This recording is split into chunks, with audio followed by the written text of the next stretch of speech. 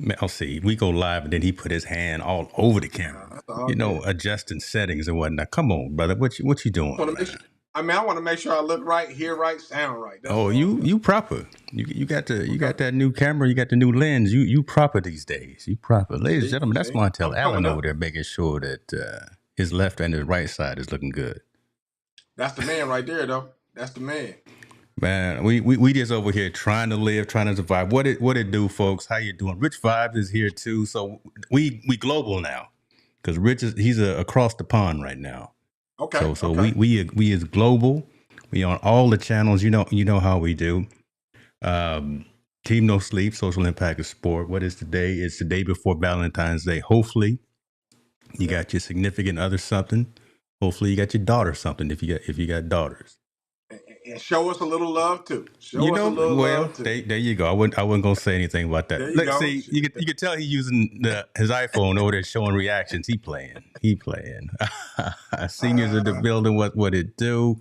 Brother Stark, see you as well. And like I said, Rich Vibes. Miss Shirley P is in the building too. You've been hanging out with me quite a few times this week. What's up? Um, Mhm. let's talk a little bit of some things. We're gonna get into all the conversations. We're gonna get into it, and I know folks want us to talk about the game and talk. We're gonna talk about it. But we in California, we going through a lot of things. And Mhm. yesterday and today, right, it's a weird catch-22 because we finally got the rain that we've been looking for and asking for. So Yep.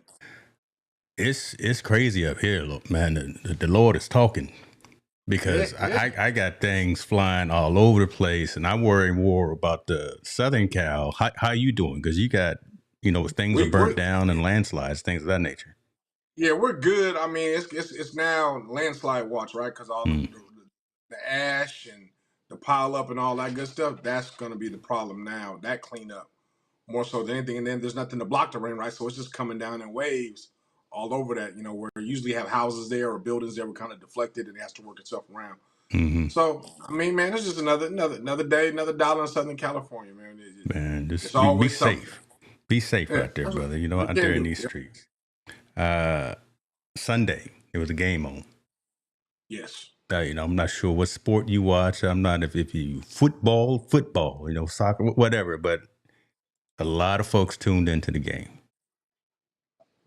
And I know we normally don't talk scores, but this one we kind of maybe have to talk a little bit about the score and talk. And there, you log on to Twitter, you log on to X, whatever you want to call it. There's all these conspiracy theories. What happened?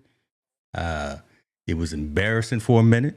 It was embarrassing for a minute. I was like, did the right Mahomes show up? And then I saw some footage, after the game of some plays, and your boy Kelsey. I don't know. Mm.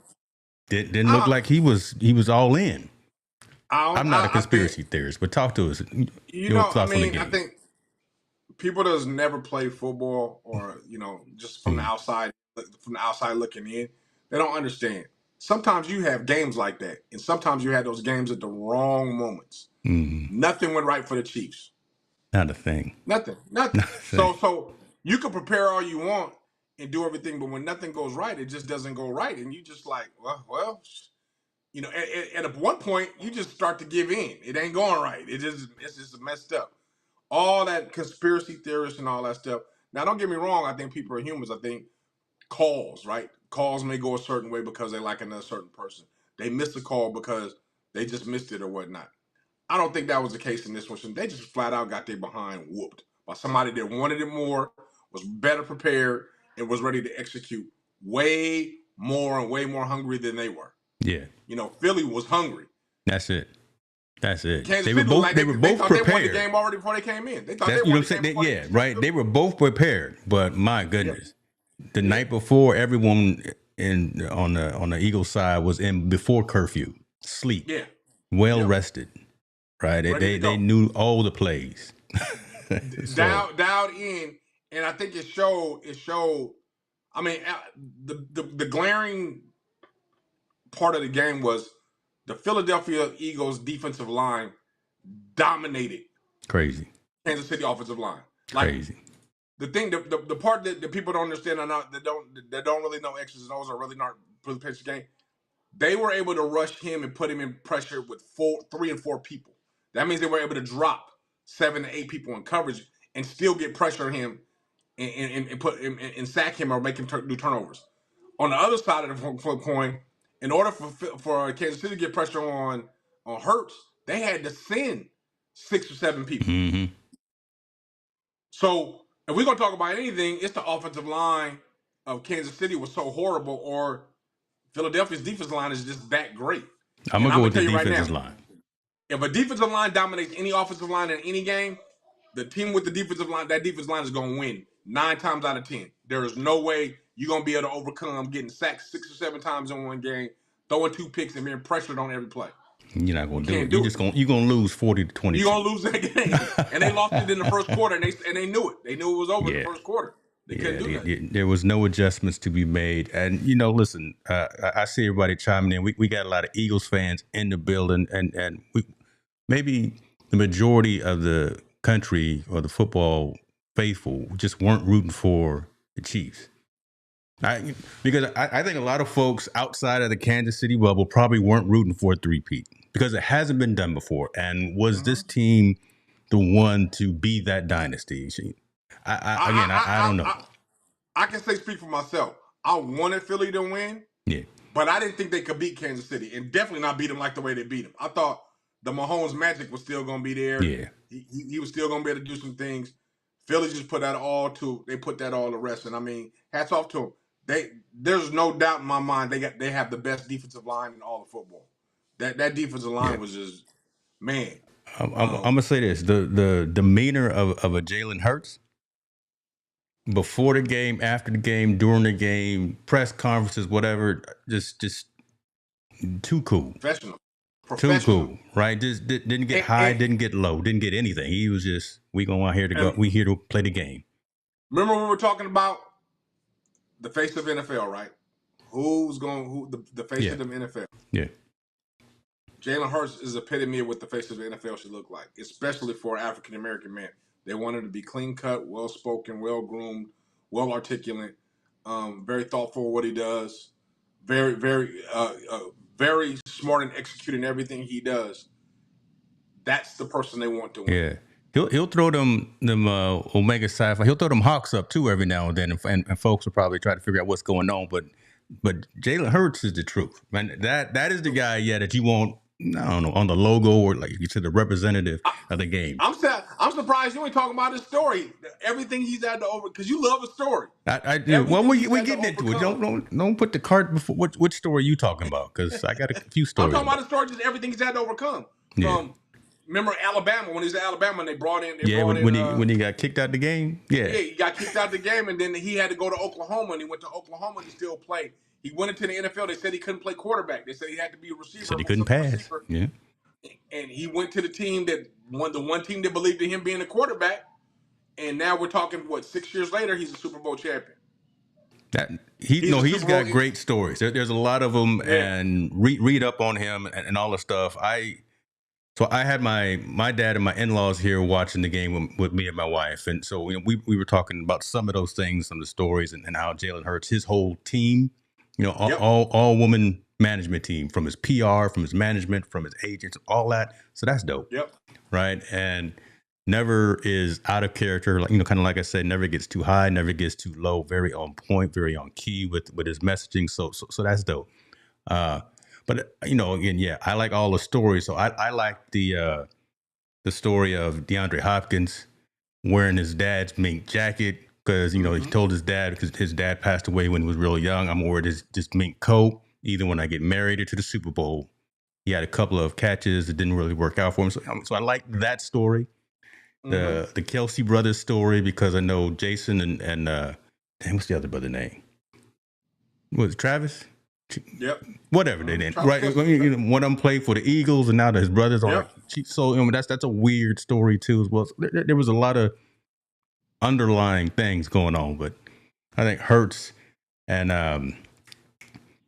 AJ Brown right out there reading books when he's supposed to be playing, but still making dominating plays. This man out here reading the newspaper when he's supposed to be out there playing. So I mean, just all that Saquon story. Saquon able to lead him there. I mean, he had the greatest game in the game, but big intricate piece of the game, and actually probably threw the best block of Super Bowl history when they was trying to take when they took the lead and they were trying to put a stamp on it. I don't know if you remember, but Saquon laid a hell of a block on the Yeah. blitz Oh, to give Jalen I Hurts mean, some time. Saquon out there talking about throughout the entire season, let the youngsters eat. So instead of Yeah. going for the record for the most rushing yards per season, he said, let these young cats go out here and eat. Desheen, the rookie, number 33, Yeah. pick 6 on his birthday as well. So I mean, a lot of Yeah. stories around it. It was just kind of cool and meant to be, I guess. So I didn't put no And money Philly on the earned it, man. game. Urban Fryer, I'm gonna give you a shout out, brother, Hey, man. I know that's he was exactly waiting why I for it. couldn't not vote for the Eagles, right? Yeah. Because Irv Irv know where I live, That's so his I team, can't man. And not run for the Eagles. I think that's and remember my boy Nate. This in Philly. That we was when we was in Las Vegas. Yes, he was almost in tears that they won, bro, because he was so happy that they won the game. Because he's a diehard. That's all good. And Mr. Stark in the comments there, I know he was flying. He goes fly, even if he was at work that day. He in the comments. I know he was cheering.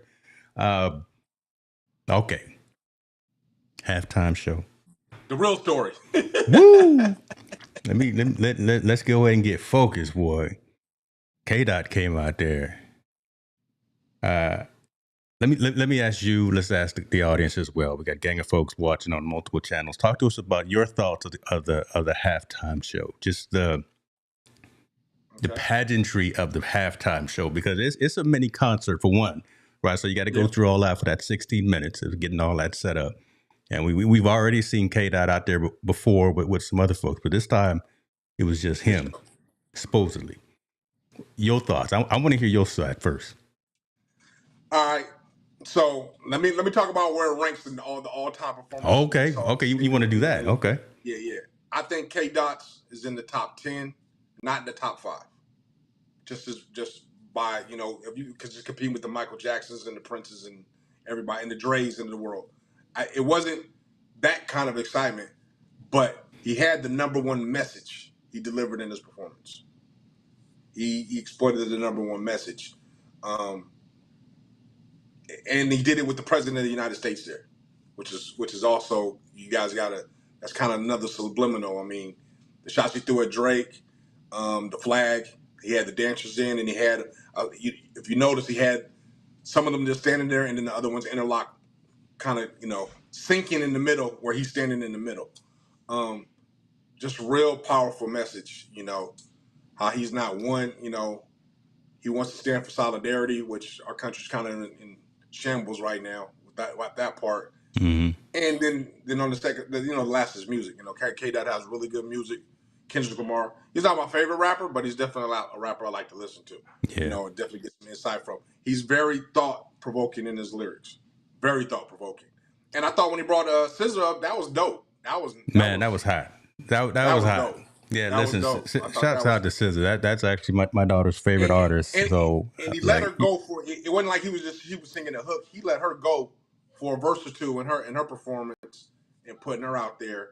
I thought it was well executed. And let's give a shout out to Dr. Dre, because Dr. Dre is the one that coordinated and directed the show, his performance.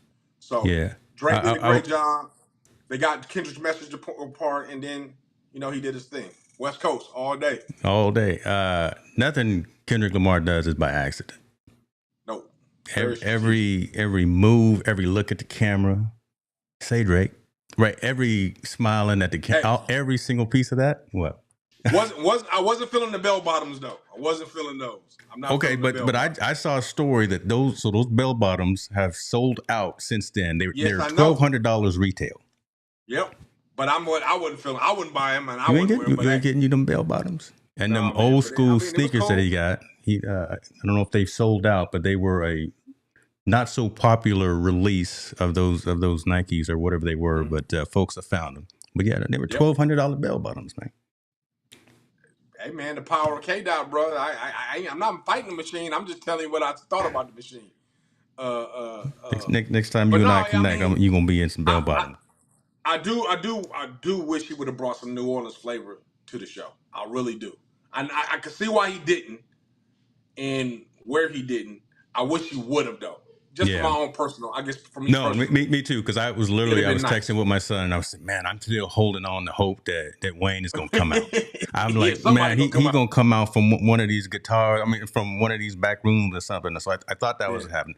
I will say this as well. And who said it? Jermaine Dupri posted this. Hip hop ain't for everybody. True. Right? Because so the messaging and everything that Kendrick was saying was really focused. Again, it was a powerful message. It was less of a show, less of a concert. It was that message, kind of like you said, and like Marvin said it as well. And to have 47 in the building while he's out there with all that imagery, the red, the white, and the blue, and having everyone in various poses and stances during the show. That's powerful. That's powerful. And then, going ahead and teasing us with it, having Samuel L. Jackson out there playing his role from, what movie was that? Was that Django?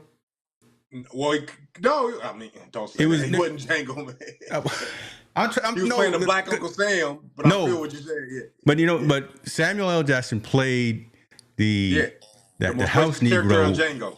The house Negro in Django. So imagery there, but now Samuel L. Jackson is Uncle Sam. So there's a whole nother story right there. Whole nother level, yeah. Whole nother level.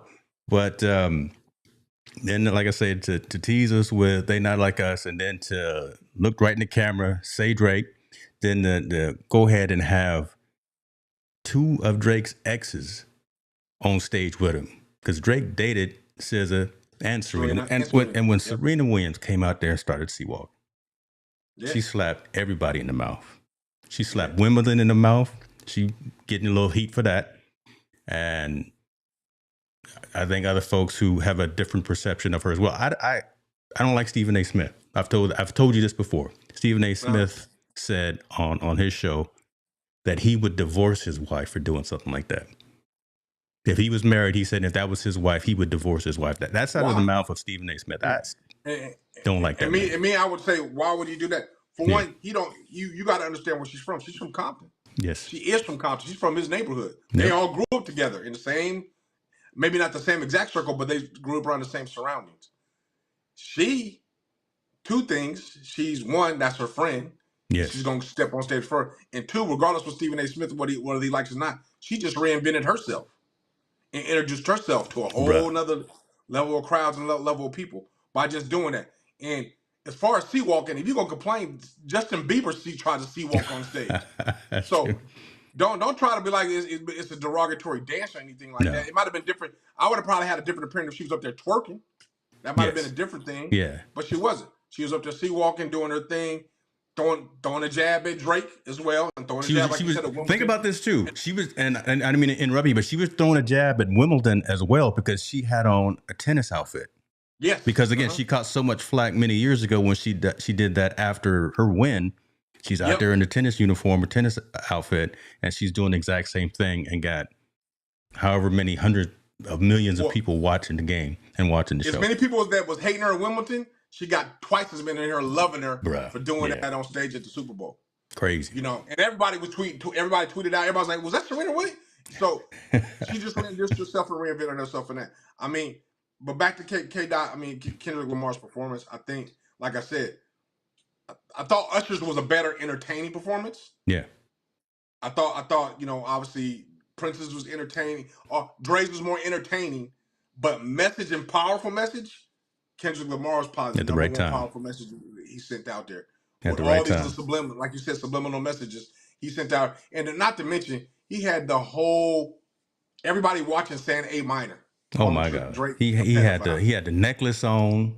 Right, he had the A minor necklace on. He didn't say the word that was going to probably get him. He didn't have to. He said A, and everybody else. Well, about the child, the pedophile. He didn't say that line. He talked around that because the Drake's lawyers are probably ready to file right then. Everyone in the audience said it, but when he said A minor, and you heard the entire stadium, my gosh, that's powerful right there. But I tell you what, I tell you what though. Tell you what, won't be no black folks performing at the Super Bowl next year. No, nah. I agree. I agree with you 100%. They're gonna go a different direction. But you know what? No, it's still gonna have, I think, a hip hop somewhat feel to it. No. So as long as Jay-Z is directing, oh yeah, it will. Because I believe I'm gonna tell you right now. I believe Beyonce is gonna perform her country album next, probably on Nah, there. nah. Oh yeah. Let's we gonna time stamp this right now. I Okay. said, and I very rarely step out on a limb like this, but again, remember a couple of weeks ago, one of our community members said, James, stop being so PC, stop being so political. All right, I'm Okay. gonna I come out feel you. here. I was one of those people echoing it. Yeah, Yeah. he was one of them too. So February 13th, 6:52 p.m. Pacific time. I'm saying next year's Super Bowl is gonna be Carrie Underwood. Why? Because You she think Carrie performed Underwood? at 47's inauguration, and I'm telling you, they ain't gonna not even gonna be any black folks working on the stage crew. we ain't gonna be nowhere to be found. You talk about period. Huh? we may not even be on the field. Okay, I'm not even gonna get into that, but I can see I'm that. No, just no, I'm but I just can see telling that. you. If 47 got any influence on those owners and all that, I can see that 100%. It I can might definitely. be Swift. Well, I don't know. She doesn't have a good fan base or connection with 47. And again, he's just like cancer. He weaves himself into everything. And I'm gonna say I'm gonna put my thing out here. I'm gonna be our gentleman's bet of a soda or whatever. I'm Yeah, saying yeah. next Super Bowl here in Northern California at Levi Stadium is gonna be Carrie Underwood. We'll let you know I because we don't gonna be know, there. man. All right, I'll We take gonna you be up on there. that one. We I didn't go don't know. this year because Montel waited too long for us to get the hotel, so we didn't go this year. But we gonna be at Santa Clara. Okay, I'm sorry. I love how you always point the finger at me. I just throw you under the bus. Ouch. Throw you under the bus. I know, Shirley. Okay, okay. Hey, Shirley. I know. What can you do? I'm sorry. I'm sorry. Yeah. Yep. See, Rich, it'll be a country halftime show, All right, y'all and keep won't on be no believing that. Cowboy Carter. It'll be I Carrie don't know. Underwood and One I know 47 ain't coming to George California. Strait. That 10. He Yeah, ain't he ain't coming to coming here. California, did Yeah, George. he ain't coming here. He gonna get that He ain't smoke. coming here. He gonna So yeah. it's going to depend. It's going to really depend on, I think, if Jay-Z has his hand in still being a director, because although the Super Bowl may want to be PC, they can't argue with the ratings. They can't. The last 2 years have been the biggest ratings of halftimes they've That's had. true. So we're gonna say, okay, we're gonna lose out on the biggest ratings, the biggest people are tuning in because we want to please him, and maybe they will. But I'm saying if they're gonna talk strictly numbers and it's gonna be the analytics as everybody's talking about, you Yeah. can't stray away from hip hop. It has to be somewhere involved and intertwined because your biggest two tune-ins, or your last three tune-ins with Usher, Dre and them, and now Kendrick have been your three biggest halftime exposures everyone's watching. And you So think, and I saw some numbers speaking about the analytics as well. So Michael was on top, but Kendrick just surpassed him in terms of viewership for the halftime show. And you mhm. think about $8 million for a 30-second ad spot in New Orleans. Come over here to California, Yeah, that's gonna go higher. it's gonna go higher. And the fact of the matter, you've been able to, and shout out to Jay-Z, you've been able to craft three of the Mm. most amazing halftime Go there, shows yeah. back to back to back, regardless of the game, back to back to back. Three of the best that's ever been there. Viewership have surpassed all the country westerns you guys used to have before. Surpassed all the whoever's y'all had before, the Shakiras and all them. These last three have surpassed all of them in viewership. So are we gonna go with the analytics and keep the momentum going, or are they gonna be like, we're gonna try to go a different direction? And if it fails, then what? Because once it fails, you can't go back, right? So I'm saying if Jay-Z's still involved, there's gonna be some type of hip hop, I think people of color element within the halftime Super Bowl. If he's not involved and they say, it's time to cut ties, then yes, he won't be involved. It won't be any people of color performing on that stage. Yeah, okay. We'll keep it at that. You said what you want, and I said what I want. Rich Fives think it's gonna be R. Kelly. Yeah, he trying to be funny. My mind's telling me no. Hey, with a Puffy remix, huh? R. Kelly But, song with a Puffy remix. Don't stop, can't stop, won't stop. both of them wearing orange jumpers. Okay, but No, it's orange that was shiny that. suits. They got to wear them shiny suits they used to My wear. mind. That's crazy talk. We'll see, man. But yeah, it was dope. It was hot. Still talking about that more than the game, Yep. which I think again he did his thing, which got the message across. So we'll see how it works out. SZA and Kendrick are on tour now as well. So we're gonna see how that's gonna flesh out. They're gonna get that money. It's gonna make Man, it it's more money. So it's all good, man. it's all Nah, man, good. two more people, that are making it, and that are of color, that over the top, millionaires and everything. And Kendrick seems like a guy that puts his money where his mouth is. He does things in the community and helps community. I mean, yeah, I think his message is bigger than that, because what he's done just with his album and unifying Los Angeles with black and brown, man, is Yeah, just, that's historic within itself. I'm gonna Which get is you some of cool. them bell bottoms though. I'm gonna ship you some for your I'm birthday. gonna turn it in and keep the $1,200. So go ahead, do your thing. Go take them right back to Nordstrom Take and it right get you. back and get my money. We get the money back. Yes, sir. Oh my God. Okay, let's go ahead and move on, man. Checking the comments, folks are just some are agreeing, some are saying I'm crazy, but that's normal. That's right. Shirley's Yeah, over there saying, "Come on, James," but we'll see. We'll see. Uh, Still within the football realm, you turned me on to this show. You turned me on to this show. Shout out to someone who picked up collab just now. Someone just got the collab hoodie. Appreciate you for that. yes, Um, sir. Last Chance You, that show, you got me hooked on. You got me hooked on that. And just, I'll give the high level, but you can give the background of the show enough. So I mean, just some hungry cats that are out there at the JC level that have been looked over, getting another chance to go out there and actually play ball, play football. It's kind of like hard knocks for the leftover players, either Yeah. low income, low grades, don't have a means to maybe even get to class, living in poverty, whatever the case may be. But you know what? They play football, so they got a coach and they got a system that wants to work around them to help them be successful. Mm-hmm. Does that kind of sum it up? That's pretty much it. Okay. Some of the cats that were on the show was talking about, look, I was on Last Chance You on Netflix and made the show successful. I didn't get paid. Mm. And a couple of them are saying the way I was portrayed during that, specifically like Ronald Ollie here is saying the way I was portrayed during Last Chance You messed with my money, Mm. messed with my ability to either get recruited or get, a bonus or just my NFL chances. Mm-hmm. The coaches and scouts were saying, oh, we saw him on Last Chance You. We see he got some he got some issues, he got some things going on. Mm. Do we want to? I mean, that's what he's saying. So there's Yeah, a I hear you. handful of them out there suing Netflix $30 million. See, I hear him. And maybe it is true.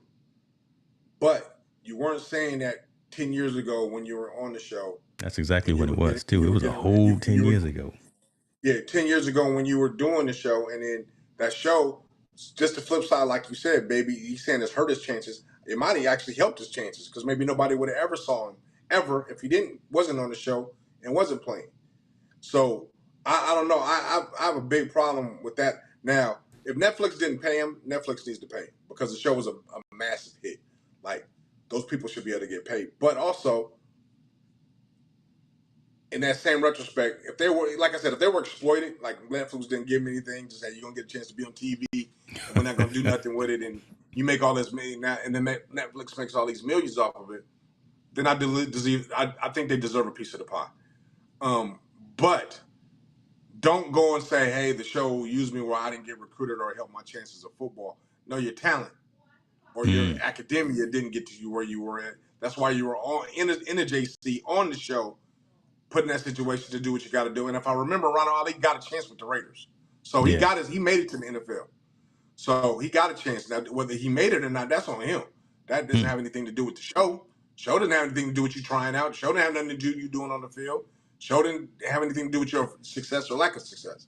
It was just there to film. The show opened the So door for you.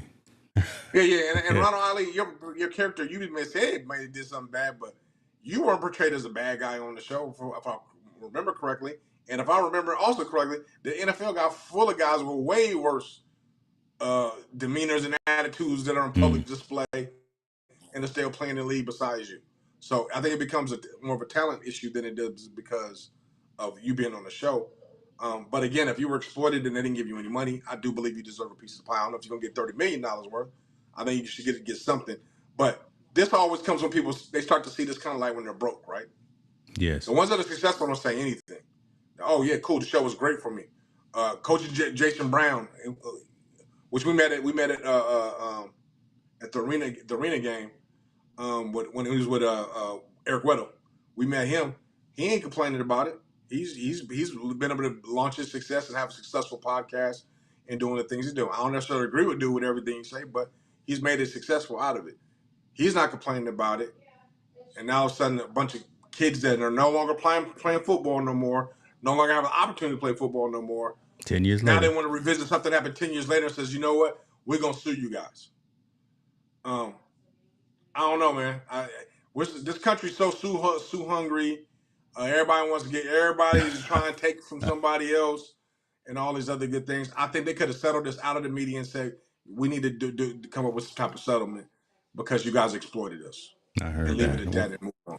Well, let's see. We got some family that has said, listen, I need to chime in on these conversations. And, you know, everybody that's been on the show that's been family, they got keys to the front door. And someone is back here wanting to talk to us. Ladies and gentlemen, the Christopher Williams. Not the one that used to sing with I'll Be Sure. I am actually awake, so don't worry about waking me up. What it do, sir? Turn the microphone up just a little bit, man. You down a little bit low. Get a little more gain on it. Down low? Yeah. Hold on one. Yeah. Turn me up in the headphones. Turn them up a little bit. Come on now. Turn me up, son. God, got that Chappelle, huh? Get it right. Yeah. So, Mr. Will, talk to us, man. You came in, you said, put me in, coach. But was it the last chance you wanted to talk about? Or I know you hit me up a couple of days ago about the Super Bowl and the halftime. Is that what you wanted to chop it up about a little bit? Just any of it, man. I think it's, first of all, you guys are doing a heck of a job covering some of these, I will call them less known topics. Which I think are important. Yeah. Especially the situation with Ronald Ali. And in fact, to answer your the question. Turn your mic up a little bit more. Yeah, you still down just a little bit there, brother. I'm still down? You sure he got too many audio interfaces over there. He probably. I just got one. Mm-hmm. Yeah. Let me do that. Is that better? That's better. There you go. So he got he got all the microphones over there in the at the Williams estate. That's what it is. They have Ronald played for Vegas. Yes, the Raiders. He played for the Raiders. So here's something that I did think was interesting in that conversation y'all were talking about. I think it's interesting that athletes are looking for other ways to get in the door. And when those doors don't work, now it's an issue. Okay. Right? So if you think about it, right? Like we all grew up on, hey, you got to go through the draft. You got to go, and if you don't get picked up, you're a free agent out here. You got to get on the practice squad. You just got to grind, right? And whether we like it or not, the ugly side of the truth of professional sports is it's a lot of athletes still working at Enterprise till they get their shot. Wow. Okay? It's a lot of athletes that's having to work a regular day job, not the ideal version, but the one that keeps their time open so they can still train. Mm-hmm. Right? So they don't get to work the big corporate job that demands a lot of them and everything else, because they know if I go work that job, I don't have time to stay on my training, which causes me not to be ready when that phone call comes. So they got to take the other job, right? And so I think what we need to do a better job of is be honest with people. Yeah. Right? I think what we need to do is be willing to say, hey, look, there's an ugly side to this game. And it's no different than, okay, if I'm looking for a job and I got to go put in 100 applications just to get one, I can't get mad because I had to go put in 100 applications and then go cry and complain about it on social media, right? Like, No, that's what you got to do nowadays because the market fit is hard to get said Mm-hmm. job.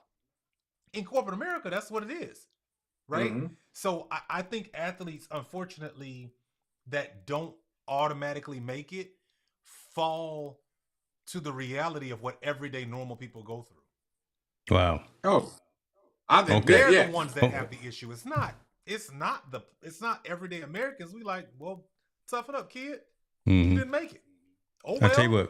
what, Montel, chime in on that a little bit, and Chris, we still getting some comments about your volume levels a little bit low. I try to adjust it a little bit, but if you can tweak it just a little bit, because you over here dropping some knowledge, and we want to make sure folks get that information. So, John, I see your message. Appreciate you there, and Marvin, I saw the message as well. Mr. Cox, Yeah. appreciate you for being here, brother.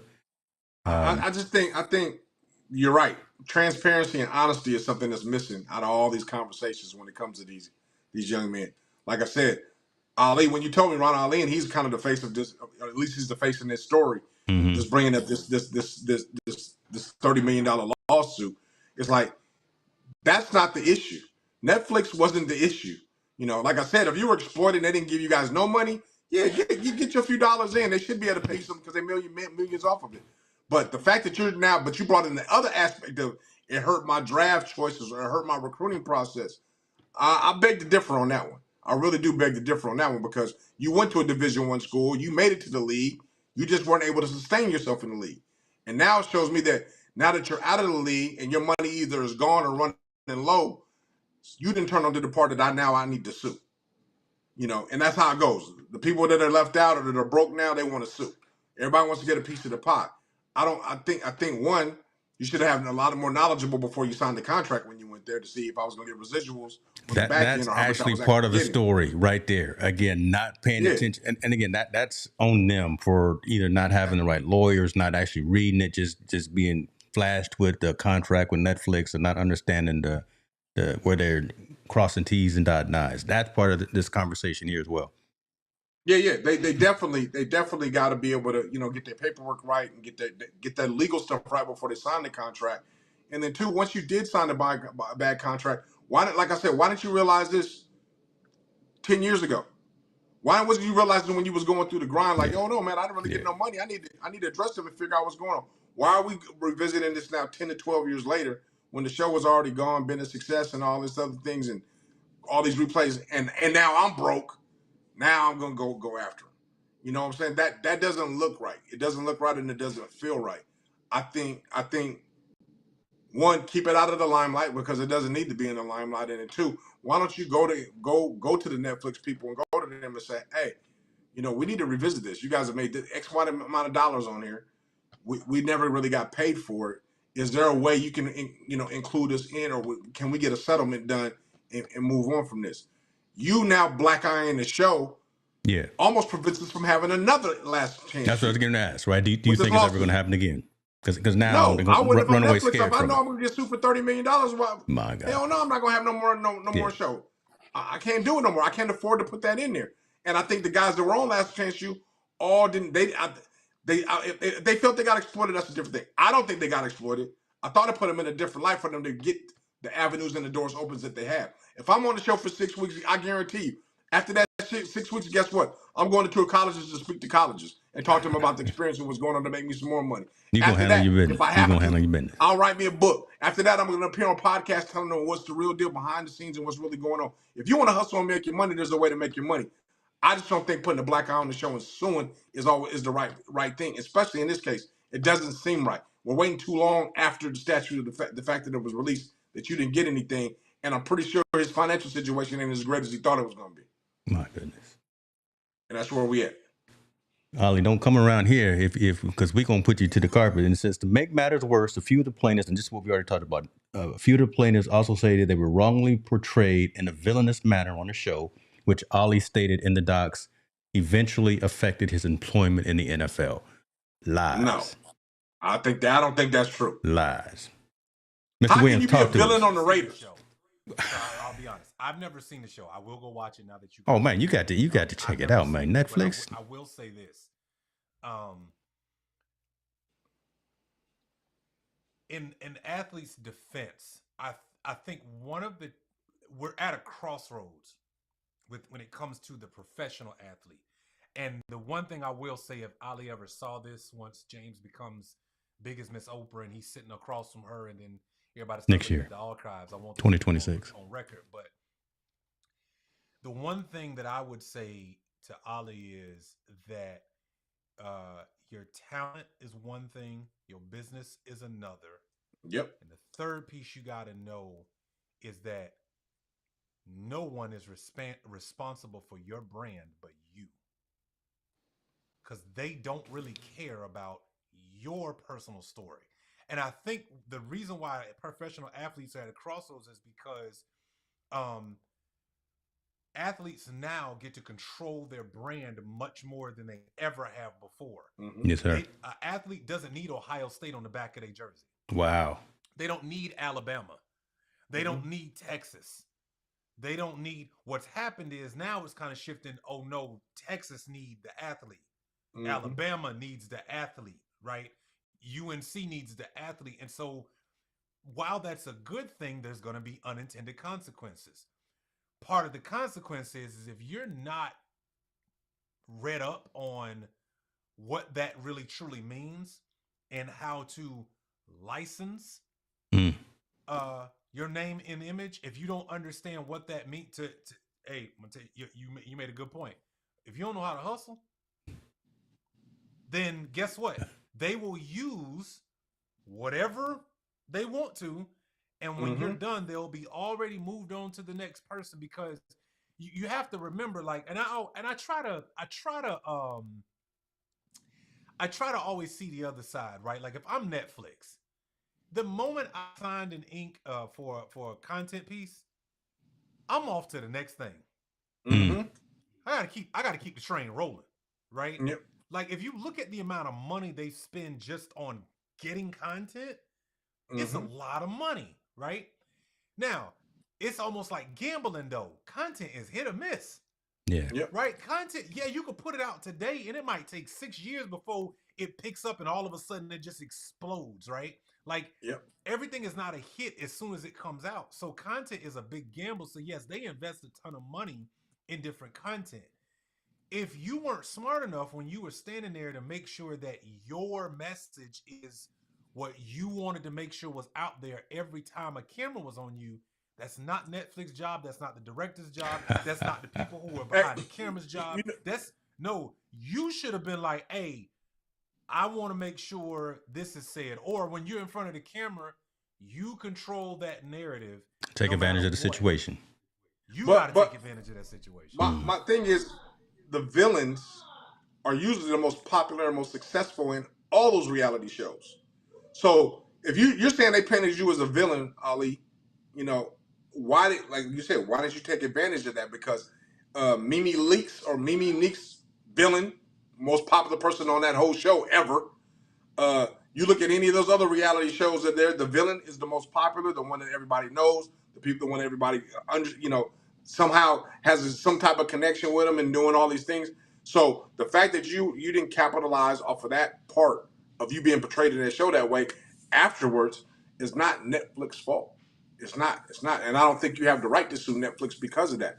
Now, if Netflix paid you nothing, and I'll stress that one more time, if they exploited you guys by saying, hey, go out there, we're just going to give you some lunches, and you go act and do all this stuff while we make millions, yeah, absolutely, you deserve a piece of the pot. I truly believe that. But I also believe that Netflix is a sound enough business that would say, okay, you know what, we were wrong back then. We'll give you a small piece of the pot. But they're not giving you $30 million. That show is 10 years old. It's not being revisited anymore. It's not there. It doesn't do anything. And to be honest with you, Ronald, you didn't sell nothing. I didn't see you wearing no Coca-Cola shirts while you was on there. I didn't see you doing any of that stuff. You didn't take advantage of the opportunity that was given to you. And just because now you're mad and you're bitter and you're sad doesn't mean you get something. He ain't worth 30 million. He and the other 4. Exactly. And I'm going to give you 2 examples outside of that I thought did a very good job of playing the villain and making money and increasing their brand recognition. Sha'Carri Richardson. Yep. Man. That woman got drugged through the coals. You see her shine during the Nike commercial? You see her shining during the Nike commercial during the game? Let me tell you something. That Nike commercial is fire. Yep. Nike hadn't done a Fire. commercial But for the Super before the Bowl in Nike 2 commercial, decades. we had a problem with Sha'Carri Richardson. Yes, we did. She was They raked did. through the coals Yep. behind some weed and fell in the drug test. And what did she say? She didn't go hide and run in the corner. She used that hood mentality. She was like, "Oh no, I'll be back. That's cool. All of y'all that got something to say, hold it. Just stay right there. But don't forget, I keep receipts, right?" And so she fought her way back. And what she do when she showed up at the Olympics? None but win. Like she was smoking that weed, bro. She do nothing but win. She did nothing but win. And when she showed up and got in front of a microphone, what she do? Remind the world, oh yeah, I'm that same girl that y'all was talking about a while back. And so my point is, some people embrace the villain scenario. What did Noah Lyles do when he got in front of a microphone and said, wow, "Hey NBA, y'all ain't no world champs. Y'all only play people. I play the world." And now the whole NBA went crazy. And everybody got all up in arms. But he was making a point though. And all of a sudden, now what's going on? The NBA is embracing worldwide, international. So my point is, and what did he do? All he did was go out there and win. Now, he had that one race. Brother, you said you had COVID. I don't know, but I'm just no suspect. You know what I'm saying? My bad. You showed up for one race, but in that second one, you was trifling that second one. I don't know. Yeah, like so I just little suspect, you know, but all that jumping before the race. Did you see what he just did last week? No. Okay, all right. You got to go pull this up. Okay. There's a picture of it. So Noah Lyles went and won the world's, I think the world's, I don't know if it was in Budapest or in Istanbul. I can't remember where. On the back of his number, once he won, he ripped it off. And on it, he had a message for the one Tyreek Hill. And it read, "Tyreek could never." Yeah, he does have that. He's embracing the villain role. He's smart. He's smart. He's embracing this man want that smoke. No, he want that smoke for sure. He's saying, "I want the smoke." He say, "I want it." There it is, right there. And they're gonna race. This is last week. Tyreek could never. Why? Because Tyreek, remember, he went and tried to qualify, and he didn't qualify. He missed it in the offseason last year for the Summer Olympics, right? And then Tyreek still be talking that noise, right? Tyreek talking about, "Yo, I can run. I'm the fastest," all of that. Now, and so what is Noah doing? Keeping receipts. Noah's embraced the villain role, but he's using it to his advantage, and it works. Now, again, you have to be all right with that because that comes with a lot of smoke, but working. Hey, you got to always remember the villain is the hero to somebody. I'm putting that on a t-shirt. That's your t-shirt, James. I just getting ready to say, boy, that's going on a t-shirt, right? That'll be off for sale tomorrow. Hey, send me the t-shirt because I'm going to wear it. I need that t-shirt. We're going to blow it up on Instagram. That t-shirt will be for sale in 2 hours. A villain is a hero to somebody. So God Almighty. In that instance right there, where the guy in Last Chance U, he's becoming his hero is himself. He's like, I'm gonna portray this to market, to sell, to increase my popularity, to increase my brand, all these things to do all these things to be coming back. Now, I'm gonna tell you right now, if I was Ronald Ollie, you know what I would be wearing? I'd be wearing the Last Chance U thing reunion shirt and getting us all together, and we can do a tour and tell our story, what happened. That's what you should be doing. This is what happened from the show, and this is what my journey was. Get those 4 guys and tell their journey, what happened, wearing last year, and have Netflix film it and pay y'all that way. That's what you should be doing. That's your hustle. We want to do a reunion show about Netflix and that where we at now. What's going on with us now? How did this help us and how did this hurt us? Tell your story and make your money. Not trying to sue Netflix, man. You gotta work with these people instead of working them against them, because you know what? What happens if he doesn't win this $30 million? He's back in the situation where he's already now. Yeah. And he can't do that now. He can't go to Netflix and say, "Hey, I want to do a reunion show. I want to do a where we are now kind of thing. I want to be able to tour." He's going to tarnish his image and his reputation by suing Netflix, because they got more money than he do. And they're going to be able to block whatever he tries to do from this point on, him and those 4. So he should try to work with him instead of working against him, man. I think it's a bad move. I really do. I think it's a bad move all the way around. We will see. We gonna watch this. We gonna continue to see. You know, y'all know how we keep track of these stories. Tony Davis, I see you in the building, sir. Appreciate you for jumping in. I tell you what, let's move on to. I got two more stories, and yeah, Montel, I'm saving the last one for the last one because I just man, I don't want to do it. The one, yeah. That's Yeah, cold. I don't want to. Chris, you here for at the right time because we gonna talk about some things that man, these brothers is trifling. Um, let's get into this right here. Kadarius Toney is being accused of. I hate these stories too. Brothers out here acting a fool, strangling his lady, holding child, having an argument with his lady. They're on a 911 call. He's being accused of strangling, aggravated assault. He got booked. He's denying it. He's saying obviously everything is not what it looks like when it's in the news or when it's in the paper or even the 911 call. He's posting stuff on Instagram looking like I don't, hey, don't fit the description, brother. If you right, if you trying to stay out of the pen, if you trying to stay out of this lineup right here, make sure that your story, your alibi is correct. But he was playing, wasn't he, last week? Yeah. Because this happened. Let's see, the 20th throw. All right. This happened. Let's see. Tony stayed at 26 January 14th at the residence. Yeah, he attacked his pregnant girlfriend on January 14th at a residence in Georgia. So a month before the Super Bowl. So a month before the Super Bowl. Just now coming out now. Great PR job by the Chiefs. They did that right after the Super Bowl, just in case they won. That story wasn't coming. If they won, talk about that. That's pretty interesting. Talk about that. That story wouldn't have came out. That story wouldn't come out. So, and you want my message for this one? Why don't you just leave? Yeah, we talk again, man. Listen, just leave, man. If the arguments get so heated to that point, just get out the door and go for a walk for a while. She gonna be all right, and you gonna be all right. Just go for a walk. That would have avoided this whole situation. So this is the other side of the conversation we were having about Ali, in my opinion. Yeah. So, man, pull that microphone up to your mouth, boy. Come on now, get some microphone etiquette. I have everything up to 100. Maybe you is that right? I even got you up over here. Yeah, you. Am I down on the system? Because it's showing I'm up over here. Go, you could now, right now. Now you good. Stay in that same tone. Yeah, keep that same energy. I keep that same energy. So, first of all, let's state this for the record for the show. None of us on this show condone any version of violence. True. Any type of crazy behavior against females, in any light. Let's get that out the way first. Mm-hmm.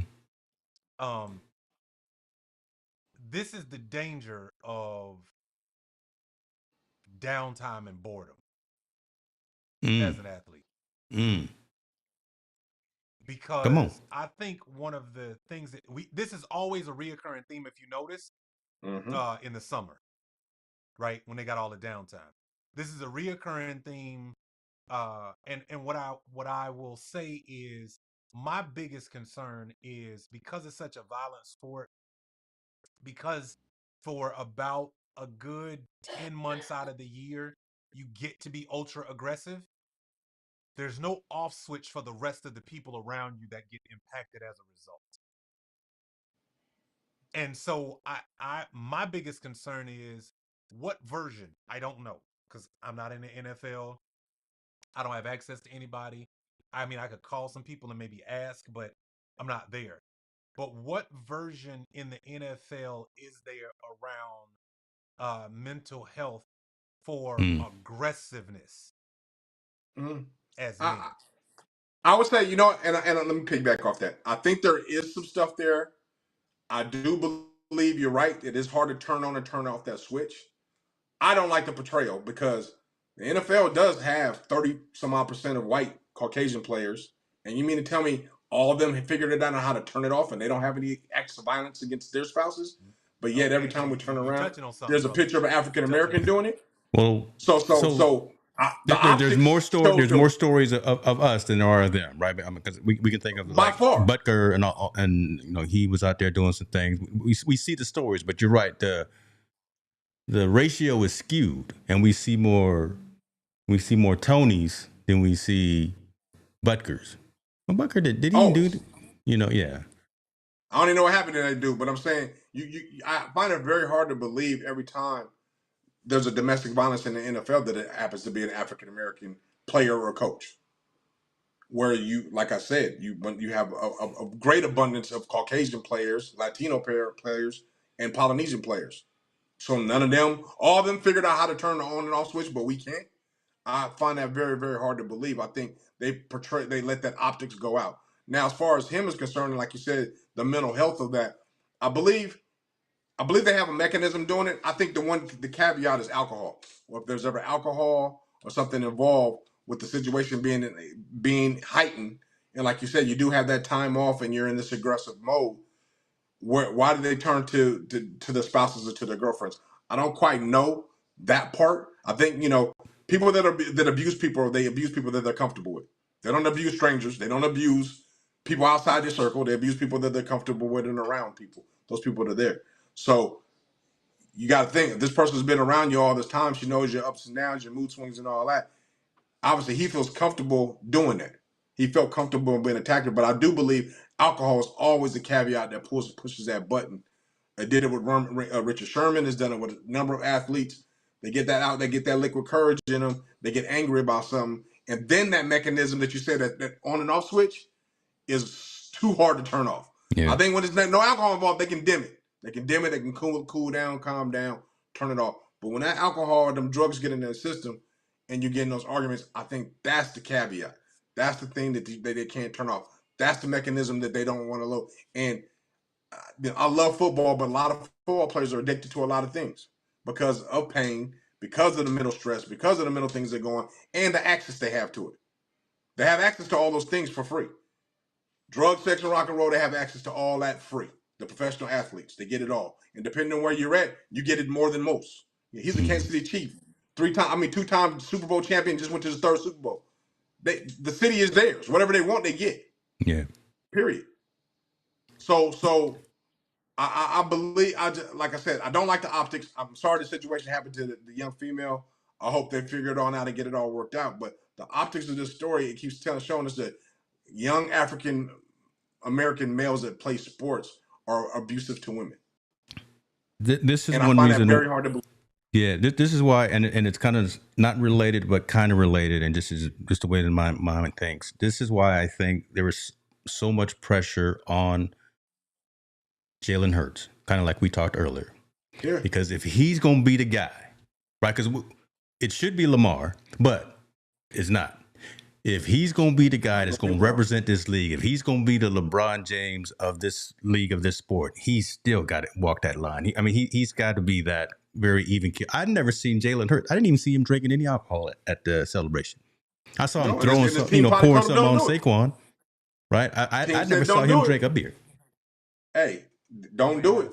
Don't. Sat down. That's what he had. He did the Jordan move, right? He did the cigar and sat down. He did the Jordan Kobe move. That was it. Yeah, man. I mean, and it's crazy that like I said, that young man in Kansas City, that optic right there is so bad. That got shown more than Patrick Mahomes' brother doing his thing when he's about to go to jail for whatever he did. Um, they love showing that optic that when we do something wrong or something that's out of the ordinary or even an incident, that could be an isolated incident, man. We don't know what happened. That could be an argument with me and my wife and I pushed her away on accident or something like that, and then all this mayhem comes in. I don't know the whole story because the whole story as it came out, but Yeah. I get tired of seeing that optic of African American males that are athletes they're domestic. They can't domestically control themselves in an argument. They always got to put their hands on somebody, or they want to put that out there. It's kind of disappointing. I also think you're right. I also would say that to your point about the optics, one, to your point, the whole story hasn't come out yet. So guess what? he could be telling the truth. He's And ain't nothing demonized gonna there happen at already. all. Yeah. He's already Right? demonized But for the story. But you've already demonized his name, right? So, and here, and that's the interesting part about, I think the public space now that professional athletes have to sit in. Forget professional college players. There was a story years ago. I think it was the Duke lacrosse team. Yeah. Apparently raped, this girl, and them boys got raked through the coals, only for her to 10 years maybe later come back and say, I made the whole thing up. I can't get back 10 years. Missed opportunities, lost jobs, people overlooking me, whatever the cases may be for them, right? Like, and we don't know where they all ended up individually, but now because of public opinion, you're completely guilty. And whether people like it or not, that feeds into what happens long before you get to court. Mm-hmm. And so I think that we're at a, athletes in general just are at a bad spot because people expect the consumer expects perfection that they will never give. Yes, I agree. Never. The consumer just expects that whoever I'm seeing on TV, you better be perfect. Heck, Yeah. the three of us better be perfect right now. Just because we're the ones that choose to put out content while everybody else watch, right? Yeah. Like, I'm just being real, right? That's true. Like, there better never have James. We better not find out that in 1975, when you was 1.5, there was some, you pushed a little girl. I'm a little older than that, but you slapped her. Then guess what? It's gonna be all over the news. Yeah, Right? you're right. James slaps girl, and they're like, "Whoa, what are we talking about?" He was a 2-month-old. What are we talking about? Yeah, I right? think I'll be in the EDD line in the morning after that, boy. Yeah. Listen, that better not be. public opinion judgment is definitely an issue and a problem now, especially for professionals, athletes, and entertainers, big time. Because, like you said, people try to live vicariously through what their accomplishments and what they've done and how they're supposed to perform. I do believe, though, I truly believe. I hope this young man's story comes out and it's not correct. It's not correct. It doesn't. It is definitely not what it seems on the whole situation. But also, the brother shouldn't put himself in that situation. Yeah. Let's just keep it real. You can't put yourself in that situation. Leave. And if you do, like, if it gets to that heated argument, and we can go all the way back to the Ray Rice days, right?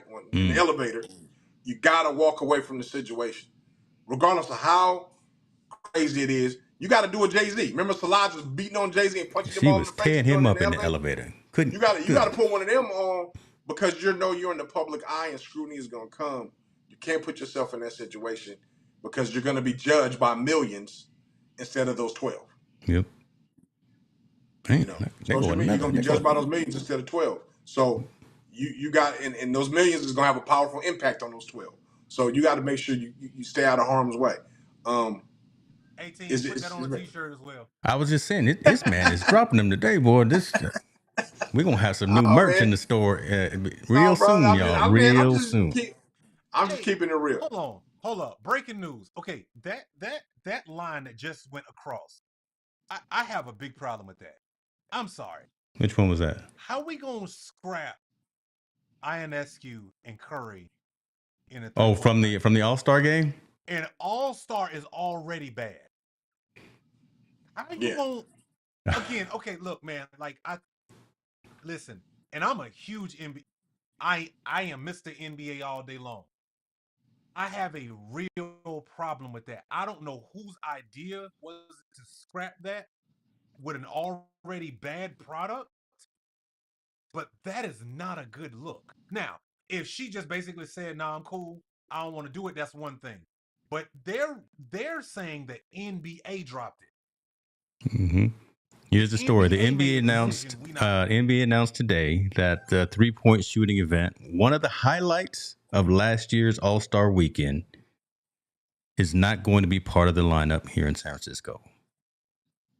We weren't able to land on a plan we thought would raise the bar, but again, having the best from the WNBA and having the best from the NBA, that's a high enough bar right there. And Sabrina almost beat him. But Let me get on my soapbox for about 1.5 seconds. All right. So first and foremost, we got to be honest. The women's game is rivaling the men's game, and the women's game is actually much better to watch right now. James, what did I tell you that? Let's How long have I been on there? let's start right there. Okay, you ain't telling us nothing but the truth. It's when we got people scoring 155 points in the game every night, and when there's no defense being played, and when you listen, the women's game is a game. They are hooping. Yeah. All right, that's number one. Number two, the All-Star can be fixed really simply. I've been saying this for years. First of all, it's meant for the fans. It's not meant for the athlete. We got to get back to that. It's meant for the fan. Short for fanatic. You know why the NFL draft has gotten to be this humongous thing? Because it's really all about the fan. I went to a draft. I went to the one that was in Philly. These people are crazy. And the NFL eats it all up. Why? Because people show up for that stuff. And so the All-Star game it's gotten away from being about the fans. So the way you fix it, number one, the All-Star game sucks. It's been bad. It ain't just started being bad. It's been bad. Wait, I'm going to pause you on that one real quick. It's been bad after the good old boys left from it. I mean, the good old boys after the Jordans and the Magics and the Kobe's. I agree. When they left and it became LeBron's era, when it became LeBron's era, it's became horrible downhill since then. It's gotten bad. And so I think there's a couple of ways you can fix it. Number one, the women's game the last 3 years has gotten, the exposure. I'm so glad. I am happy for the women's game. Mm-hmm. Why don't you have the quarters split up? The first quarter men, second quarter is women, third quarter and fourth quarter is co-ed. And then this way, what happens is you keep the eyeballs on the game because they're seeing the lineups of what's happening and they're going, "Ooh, there's that person. Oh, there's that person." Because remember, All-Star Weekend should be All-Star Weekend. It ain't just men's All-Star Weekend. You should have All-Star Weekend be NBA and WNBA. I get what Caitlin Clark said 2 weeks ago. Hey, I'm participating in our own, and I do think women should have their own All-Star Weekend. I totally agree with that. Mm-hmm. I think it's dope. I think it's a smart idea. But in order to keep the game rising the way the WNBA game is, they need to include the WNBA and the NBA because the NBA All-Star Weekend sucks. And if you bring these women in and let them start to participate, it works. Now, men, unfortunately, have their ego. I'm going to tell you right now, Montel, INSU almost beating Curry, had to shake a lot of people. Oh, yeah. I'm telling you right now. When that woman came out there and was hooping, and I think I would even piggyback off what you said. I think they need, not only do they need to include them in the game, just the All-Star game, they need to include them in the season. In my opinion, WNBA has to be simultaneously. But for the All-Star game, I think the All-Star game, it needs to count for something. I think they need to go to back like the baseball All-Star game. Like, listen, hey, Game 7, if it goes. If it's the Eastern Conference, it's the Eastern Conference. I don't care what your record is. The Eastern Conference is going to get the 7 games if it goes 7. 3-3 split, 7 games is going to. It needs to count for something for them to collectively buy in. Number two, they need to go back to the old format and everything. The old format of the slam dunk contest. You get one dunk, you miss, too bad. It needs to go back to that.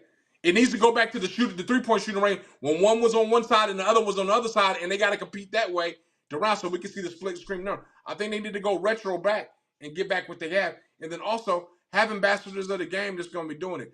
I truly believe the coaches shouldn't be. I mean, great you have all-star coaches, but I don't mind having the celebrity coaches being involved in it because it gives you another highlight. But they need to make it more competitive. Like, let's bring back some old school coaches that used to be in there to get those guys coached.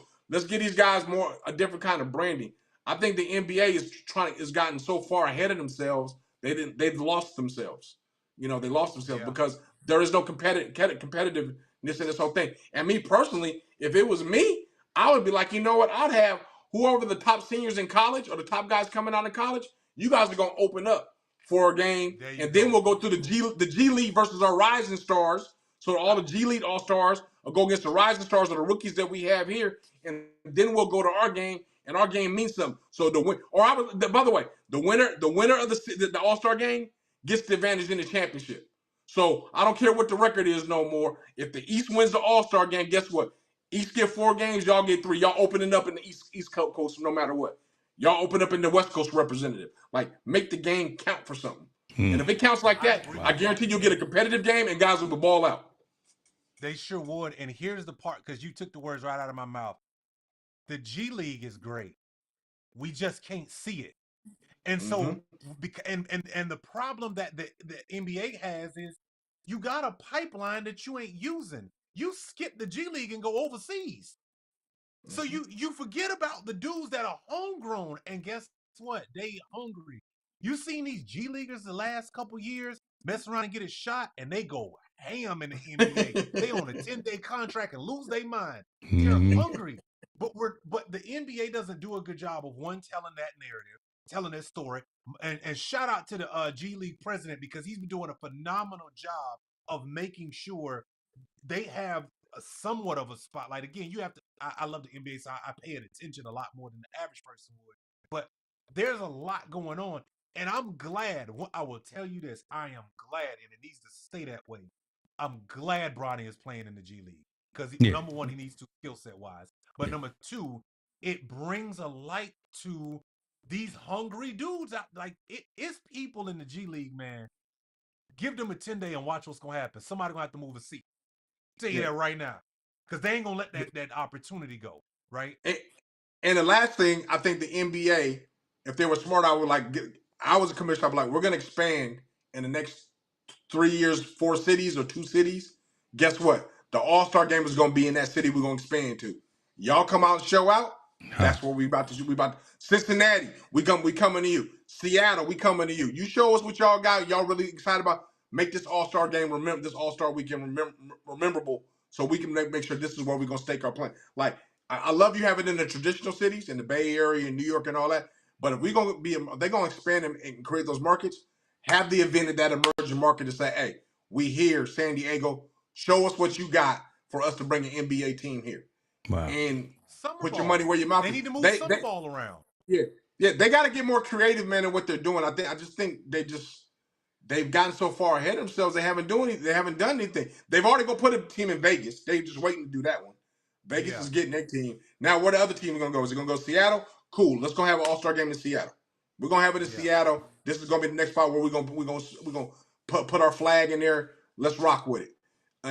And create that kind of buzz and be strong with it. And also, don't just bring an NBA team there. Guess what? WNBA, you expanding the team here too. We going simultaneously where we go. That's right. Your brand is coming with us.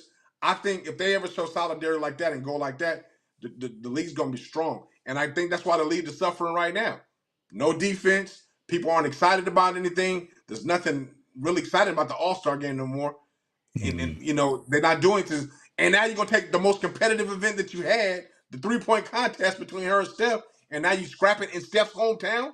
Like, for real? Like, you're making mistakes after mistakes. I know more players in the WNBA than I do. Right, I follow more players on the women's side than I do on the men's side. You need what? I need a Juju Watkins t-shirt. ASAP. Let me tell you something. The Look at him. He over there just grinning. The WNBA's, I would say, next 5 years of rookies. Ooh-wee. Ooh-wee. Yo, WNBA got some killers coming out. Yep. They got some in the pipeline that are, ballers. And I think what I wish, even with the summer ball, they need to move the summer ball around the country to small markets. Yep. You need to move it because it's in Vegas every year. Everybody ain't got Vegas money. All right. Everybody can't go to Vegas. So go to a Memphis. Come to Charlotte. We suck anyway. That's a terrible team. Mm-hmm. Go to these smaller marketplaces and allow, because then you find out for real where's the draw at in the country. Yep.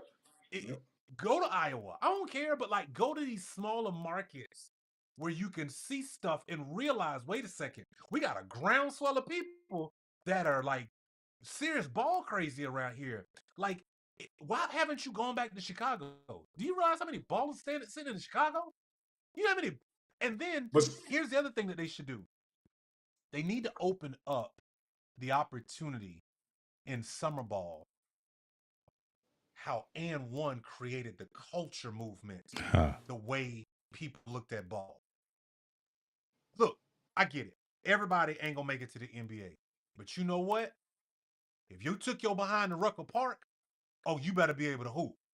You didn't just get to just show up at Rucker Park and act like you ain't got no game. No, you better be ready to hoop. That's So true. my thought is, if you're gonna do summer ball and you really want to keep the culture what it really is and keep that competitive fire, allow a game where there are ballers that are well known in the area oh yeah, and get a game where they get to play. Those 20 guys get to play against each other. And you get to, because all you're doing is applauding the culture. Yeah, they know they might not win. Get them dudes, get a winners, get a team winners 250,000. You don't think they ain't gonna hoop? They gonna go crazy. You don't think they ain't gonna? They gonna go wild. I think the last thing I would add to summer league, they need to have a WNBA summer league. Got to. They truly do. They really I would need. pull up.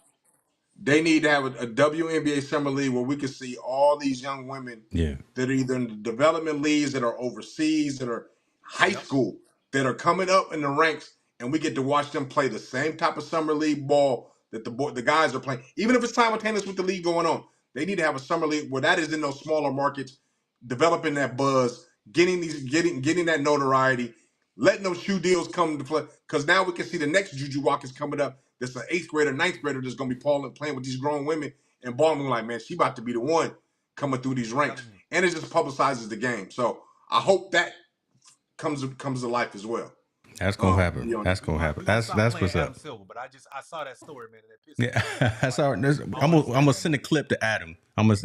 We on first name basis. I'm gonna send a clip to Adam. Let's do this. Man. Just let us pull up, man. That's it. We got you. Let us pull up. Chris Williams pull up with the business plan. Operations is Montel. We'll work this out. We'll work it out. I saw a comment come in. I saw you, Marvin, too. If you're still here, appreciate you, brother. But I saw, dude, I don't know, is this my guy from high school? God, dog, Anthony Gibson. Is that you, brother? Anthony said he told you to turn that TV off behind you. But don't. Games on, man. You know what I'm saying? You gonna mess around. This stream won't be monetized because you over there got the NBA going. So I'm gonna just take the monetization off. All right, we're gonna get into this last story, and it's not a good story, but we're gonna bring it up anyway because it's got to be talked about. And Chris, you about to fall into something, and apologize to everybody. This is a culture story. This is an ignorant story. Is what it is. We got three brothers. We got three brothers, three black kids. It's cut off here on the screen. Women beats men in rap battle. So a woman beats men in a rap battle. They don't like it. What do? They set her on fire and they shoot her. 3 guys were in a rap battle with this young woman. She was spitting lyrics tighter than they were. They got in their feelings. They beat her up. They set her on fire. And they shot her.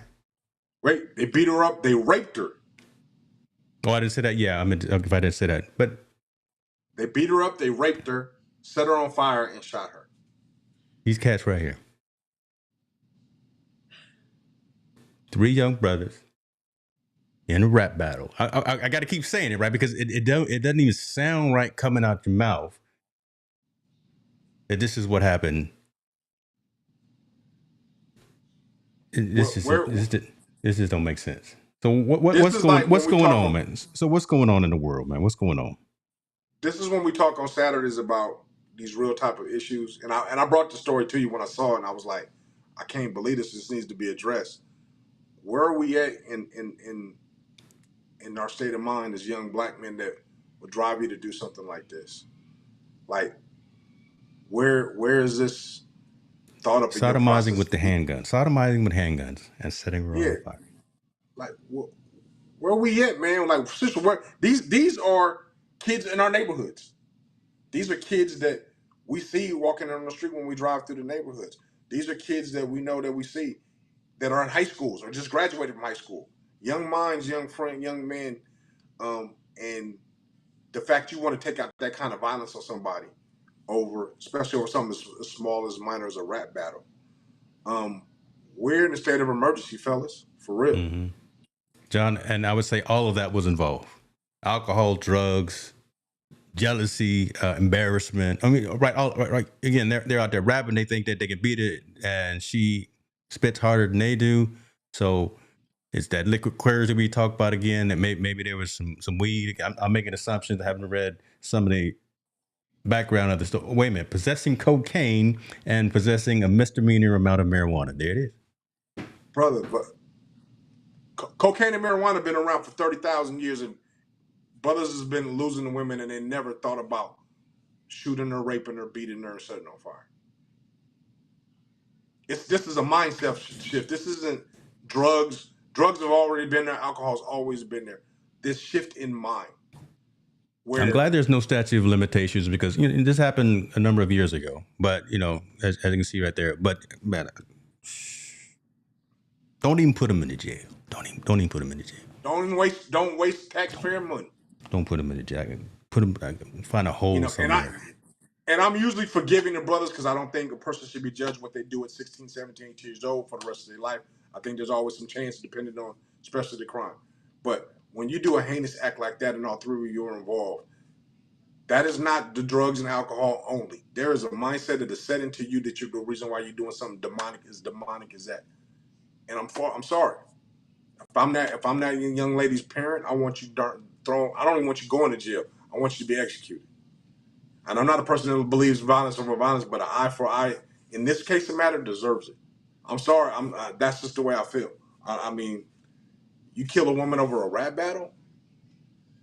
Much as just fighting somebody over a rap battle was stupid enough. You all three of y'all gonna kill, rape, shoot, and set her on fire. You treated her worse than you treated animals. Where are we at in our culture that they think this is acceptable and this is okay to do that? And the fact of the matter, they got to walk around for all this time until they got caught on committing a crime like this, man. It's a mindset in these young people, man. I don't understand and I don't get it. And I don't show pity over it either. I don't, man. I'm sorry for your mothers and your fathers, man. I feel very, very bad, but I wish the worst for your son, and I'm sorry for saying that, God. I do. I wish the worst for your son because he don't deserve any better. Treat somebody like that. And you can quote me and cut me up all you want, James. I'm sitting that one out. I'm dead serious. Mm-hmm. I feel no empathy at all. No, I feel you. Chris, what's your thoughts? I didn't know this story existed. I've never. It's crazy talk. Hearing of it. Whoa. This Crazy is talk. This is. You said it before. Before you go, I'm gonna say this. You said it before. We in a state of emergency. Yeah. Yeah, we are. We in a state. I don't know another. I don't know language of English fully. So apologies for my short ability to find. I don't know if there's a right word, but man, I don't know what level of low or despair you have to be in to want to take somebody's life in that way. And I don't know what happened to your self-esteem long before you got into that rap battle for you to turn into that person. But I will say, this is what happened when you have hopelessness. This is the type of debauchery, and this is the primitive version of what happens, and this is the reason why. Shout out to people like Gilly and Wallow. Shout out to people who say, "Look, man, we gotta we got to show people that you can be from the hood, but also still be a decent person. Mm. Shout out to the coaches who probably tried to reach these young men when they were in middle school and high school, right? Uh, it takes a village, right? But I also believe in principle, right? Like, we grew up in the hood. I know we've talked about it before, fellas. Are like, just we grew up around code, Mm. right? Like men, like, listen, if me and you gonna squabble, we gonna squabble and everybody just watch. Everybody ain't jumping in, and once y'all get done, it's a wrap. It's over, and we go on about our business, right? That's it. But we also ain't beating up on no women, because I'm gonna tell you that's the worst kind. All dudes will come find you That's where I'm true. from and be like, "Yo, hold on, you did what to a woman? Yeah. Hold on, play wait time out." Right? Mm. Like, even dudes in the hood still are like, yo, man, you might have a problem with him, but don't bother his wife, don't bother his kids, leave his Mm-hmm. mama alone. They ain't got nothing to do. Y'all take care of that. Y'all go, don't mess with them though, right? Like, we had codes. So we just lived. Everybody just, it's not in the manual, but we kind of all had the hood manual. Like, you just knew what you knew, right? And I think, unfortunately, honor has gotten away. We don't honor the code no more. We don't honor our women. We don't honor respect. We I don't got honor a comment. disagreement. I have a comment on this one. You said it takes a village to raise, right? A village to raise a people. But what happens when the village fails you? Oh yeah, and it What's Mm. the failed next everyone. term? Because to me, those three men, the village failed them. However it may be, it failed them. And you got this. And I feel bad that I don't have any sympathy. If that's crazy. I feel bad because I don't have any sympathy for whatever the outcome is for them young men. I really don't. Um, So this I story just happened in 2014, but are they just now being sentenced? Is that what's going on here? I seen this story, and I don't know. I got the story. It came through my feed, so I don't know if they just got sentenced or just got bought. Maybe it did happen in 2014, and I'm just hearing about it. I don't know when I heard Yeah. it, but I saw it, and I was like, "This is crazy." And Yeah. if It that took a while attitude for was the happening in sentencing to happen, but 2014, yeah, it happened a few years ago. yeah. If that attitude happened in 2014, best believe the attitude is probably magnified in 2025 because it's only Mm. gotten worse. So, Yeah, and this is I just a agree. story we've heard about. Yeah, I agree. I agree. So there's probably other instances that we never heard about it on some small newspaper somewhere in some small town that we never heard about. My thing is the attitude. What would drive young men to want to do that to somebody? And it needs to be addressed Man, by us, not just us, but I'm saying us as a black community. We need to be able to address this, a Latino community. We need to be addressed this so it doesn't happen again. And like you said, we used to live by a code, an unwritten code that we just knew. And that code, I think what you were saying, that code, it was just respect. You do things in a respectfully manner. You know, if I got a problem with you, I don't go beat up your sister. I handle it with you. If there was a situation where it was in that situation where a female got involved, everybody else would get involved. Like, hold on, man, you crossed the line. You've Hmm. crossed the line. You can't do that. Um, Well, that I'm lack of even gonna ask respect is about. I'm problem. even gonna ask about us as third person people looking in. And the reason I asked that, I'm gonna read what I got highlighted here. So I want you to think about that.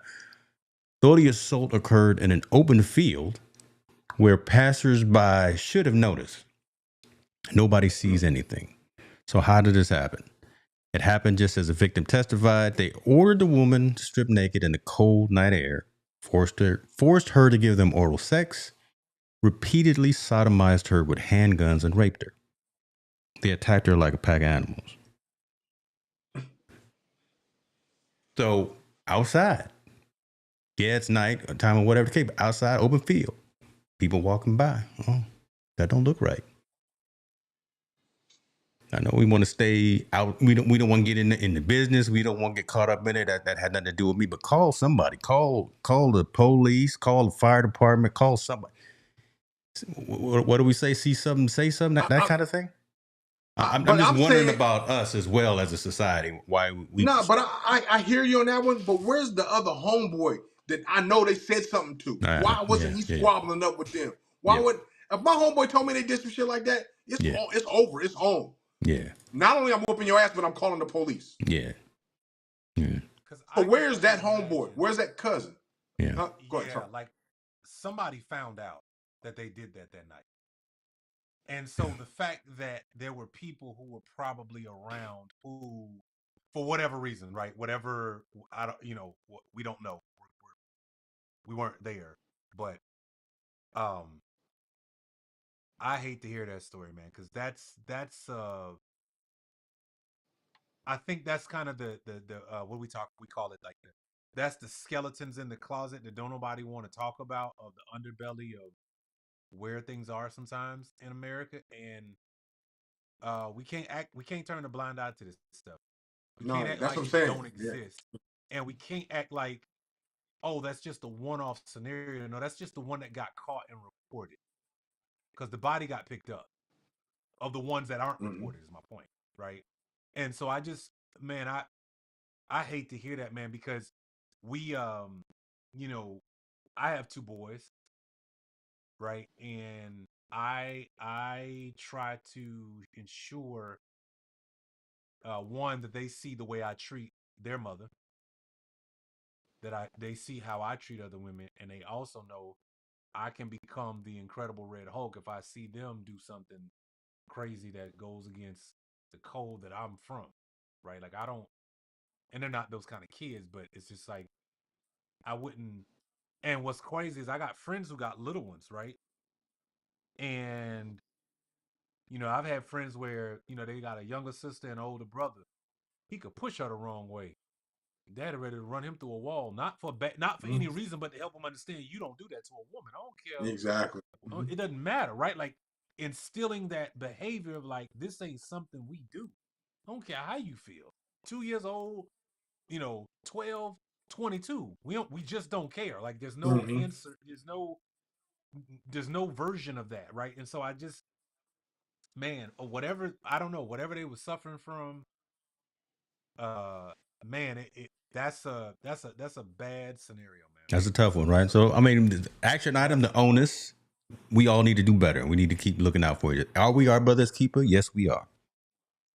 Yeah, Are we our brother's Yeah. keeper? Yes, we are. If y'all don't know where that line from, y'all, I don't know about you you, gotta but watch the movie, man. got to watch the movie. You gotta All watch right, the I tell movie. you what. Let's be Man, cognizant of hey, time. that was bad. That was a bad quote, man. He said that right before he shot him. He can't use that quote. Oh, He shot him what I right do? before Well, he yes, said it's that. true. Well, He who He can't said? did use say that that one. right You gotta before come he with a shot better him. one You're than right. that You're one. you're right. You're right. Okay, because I remember a couple weeks ago I used a bad quote too that was kind of off time. And man, see, I'm falling off my game, brother. I'm falling off my game. Okay, but this is what we going to, man, I'll be right next time. Let's do this. And Marvin came back. He said, yeah, you know what? Man, let's end the show on a better note. And we will end the show on a better note. And we will talk about that right Okay. there. So it's a bittersweet story, but the issue that with the plane in Philadelphia that was carrying the sick youngster, the doctor, and his or her mother, and that plane crash in Philadelphia before the Super Bowl. But Mm. some of the debris from that plane actually, of course, scattered across the street. But there was the story of this young kid who shielded his little sister, protected her from that flying debris. Mm. That's a Wow. little hero right there. And local hero AJ Brown wouldn't holler at the man. Gave him all kind of Eagle swag. So That's that dope. that's a That's that that's dope. a good thing right there, right? That's a good That's real thing. dope. Took him the Lombardi Trophy after the game too, man. Said, man, this is I what we like do, that. huh? Now that's what I'm talking about. That's what you're supposed to do right there, man. Yeah, That's cool. that we That's need more of cool. that right there. We need more Andre Howard Juniors in the world. Yeah. So you know what's interesting about this? This is how, okay. So yes, we just talked about that terrible story before this. But here's what's interesting. That How old is that little boy? Maybe 12, 10 years old. 10 years old. 10 years old. Something in him knew enough to shield his sister Mm-hmm. from the ultimate moment. So it's not that we're not born with it or that we don't know. It's just that something happened to them dudes, right? Like this little man, Now he just outside chilling, probably was doing his own thing, and all of a sudden something in him snapped and said, "Let me protect her and not even worry about me." Yeah, because he ended up with a piece of metal in his hair, some debris from the plane. Really? Right? Yeah. So he was injured because he was protecting his sister. So he got hit with some flying debris. Man.